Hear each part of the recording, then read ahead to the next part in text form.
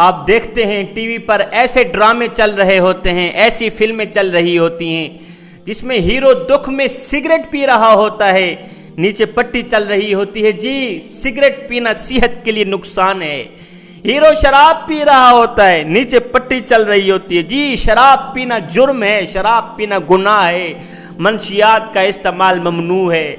لیکن مجھے بتاؤ، جب ایک شادی شدہ عورت خامن سے چھپ کر غیر سے تعلق بڑھاتی ہے، غیر سے دوستی کا ہاتھ بڑھاتی ہے، اس وقت نیچے پٹی کیوں نہیں چلتی کہ دھوکہ دینا گناہ ہے؟ جب ایک مرد دوسرے مرد کی بیوی سے تنہائی میں ملتا ہے، اس وقت نیچے پٹی کیوں نہیں چلتی کہ کسی اجنبی عورت سے خلوت اور تنہائی اختیار کرنا جرم ہے، گناہ ہے؟ جب بار بار جھوٹ بولا جاتا ہے، دھوکہ دیا جاتا ہے، اس وقت نیچے پٹی کیوں نہیں چلتی کہ جھوٹ بولنا گناہ کبیرہ ہے؟ شادی کے موقع پر جب ایک عورت غیر محرم مردوں کے سامنے گھنگرو باندھ کے ناچتی ہے، گاتی ہے، اس وقت نیچے پٹی کیوں نہیں چلتی کہ غیر محرم لوگوں کے سامنے ناچنے والی عورت کو بد کردار عورت کہا جاتا ہے؟ اس وقت نیچے پٹی کیوں نہیں چلتی کہ غیر محرم لوگوں کے سامنے ناچنے والی عورت کو بد چلن عورت کہا جاتا ہے؟ صرف سگریٹ اور شراب نوشی کی پٹی ہی کیوں؟ کیا ہمارے معاشرے کو صرف سگریٹ اور شراب نوشی کا خطرہ ہے، باقی کسی چیز کا خطرہ نہیں ہے؟ باقی سب کچھ جائز ہے؟ کیا صرف شراب پینا گناہ ہے، باقی جھوٹ بولنا جائز ہے؟ باقی شوہر کو دھوکہ دینا جائز ہے؟ والدین کو دھوکہ دینا، والدین کو چھوڑ کر کسی غیر کے پیچھے بھاگ جانا، کسی سے تعلق بڑھانا، کسی سے دوستی کا ہاتھ بڑھانا، کیا یہ سب کچھ جائز ہے؟ کیا صرف شراب پینا جرم ہے؟ کیا صرف سگریٹ پینا جرم ہے؟ باقی غیر محرم لوگوں کے سامنے گھنگرو باندھ کے ناچنا یہ جائز ہے؟ ہم سچ اور حقیقت تسلیم نہیں کرتے، بس ایک دوسرے کو غلط ثابت کرنے کی کوشش میں لگے رہتے ہیں۔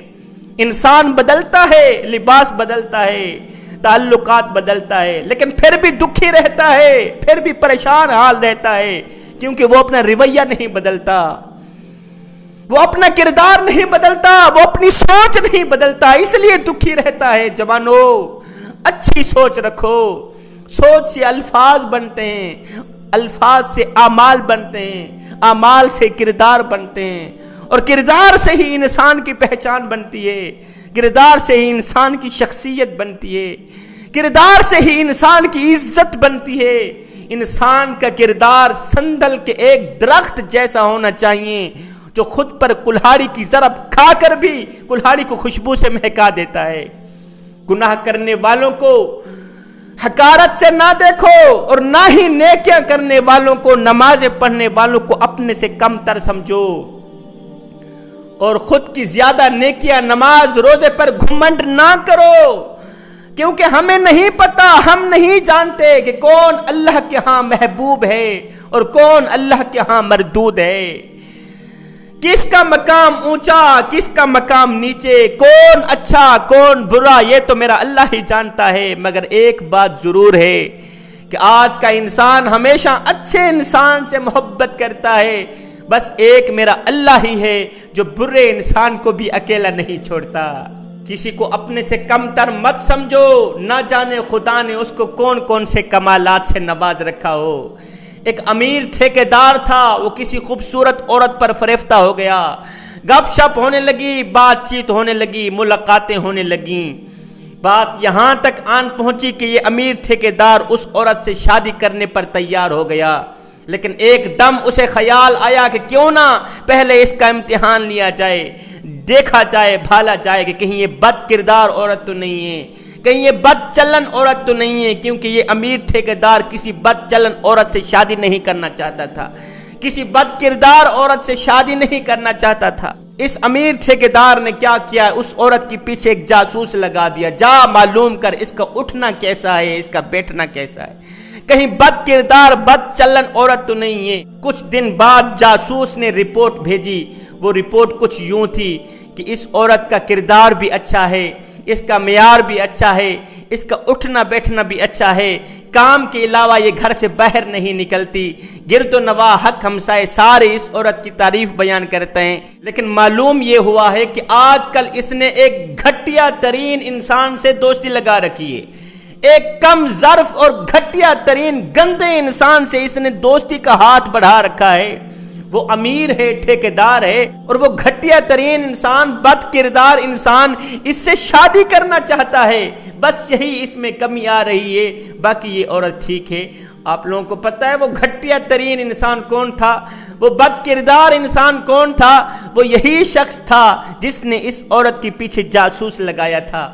آج کا انسان دوسروں کے عیبوں پر تو نظر ڈالتا ہے، لیکن اپنے گریبان میں جھانک کر کے نہیں دیکھتا کہ میرے اندر بھی کوئی عیب ہے یا نہیں، میرے اندر بھی کوئی خامیاں ہیں یا نہیں۔